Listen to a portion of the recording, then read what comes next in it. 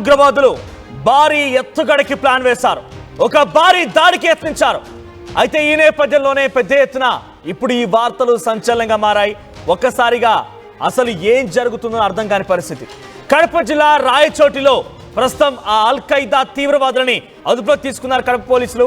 Anti terrorist squad teams ప్రస్తుతం ఇద్దరిని అదుపులో తీసుకున్నారు. ఎస్, ఇక్కడ మీరు చూస్తున్నారు కదా, ఇది ఎప్పుడో దృశ్యాలు, వాళ్ళ చాలా కాల క్రితం ఫోటోలు ఇవన్నీ కూడా. సో ఈ ఇద్దరు ఉగ్రవాదులను కూడా అదుపులో తీసుకున్నారు రాయచోటిలో. ప్రస్తుతానికి వీరికి సంబంధించిన విషయాలని చాలా క్లియర్గా పోలీసులు విచారిస్తూ ఉండగా సంచలన నిజాలు బయటపడుతున్నాయి. రాయచోటికి మక్కం మార్చిన తర్వాత ఉగ్ర కుట్రలకు తెరలేపారట.